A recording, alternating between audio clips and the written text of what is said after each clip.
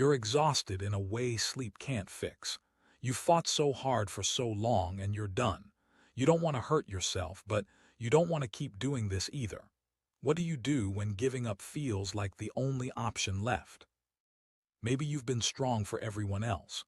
You've held it together through the crisis, the loss, the betrayal, but now you can't even get out of bed. Simple tasks feel impossible. You isolate yourself because pretending to be okay is too exhausting. People say it gets better and stay strong, but you're thinking, I don't want to be strong anymore. I'm tired of fighting. And the guilt hits. I should be grateful. Others have it worse. But that doesn't make the emptiness go away. 3,000 years ago, there was a prophet named Elijah. This wasn't a weak man. He just called down fire from heaven. He defeated 450 false prophets in a showdown on Mount Carmel. He'd seen God do the impossible. By every measure, he was spiritually victorious. He should have been on top of the world. Instead, he ran into the desert, collapsed under a tree, and prayed 4 devastating words. I have had enough. Elijah didn't ask for strength. He didn't ask for faith. He asked to die. Lord, take my life. I'm done. I can't do this anymore. This is a prophet, someone who literally speaks for God, and he's suicidal. What happened next is stunning. God didn't rebuke him. God didn't give him a pep talk. God didn't say, have more faith or think positive. An angel showed up and said, get up and eat. That's it, not pray more. Not remember what I did for you. Just eat, rest. The angel gave him food and water, and Elijah fell back asleep. When he woke up, the angel came again. Eat.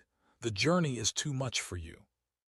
God didn't minimize Elijah's burnout. He addressed it, food, sleep, twice. Then only after Elijah's physical needs were met, God spoke to him, not in fire or earthquake, but in a whisper. And the message wasn't you're weak. It was you're not alone. I have 7,000 others still fighting with you. Here's what this story shatters, the lie that spiritual people don't break down. Elijah had just seen God work miracles and he still crashed. Depression doesn't mean you lack faith. Burnout doesn't mean you're failing. Sometimes the bravest thing you can do is admit, I've had enough. God's response is revolutionary. He didn't demand more from Elijah. He gave him what he actually needed: rest, food, and the reminder that he wasn't carrying this alone. Your body and soul are connected. You can't think your way out of burnout when you're running on empty. If you're in that desert right now, here's what to do. First, meet your basic needs. This sounds too simple, but it's not. Eat something. Drink water. Sleep. You are a human being, not a machine. God's first response to Elijah's crisis was physical care. That's permission for you too. Second, stop forcing yourself to have more faith.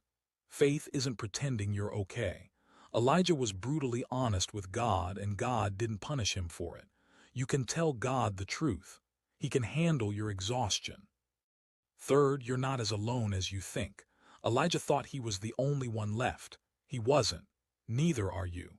There are others fighting battles you can't see. You're not the only one barely holding on. Elijah didn't die in that desert.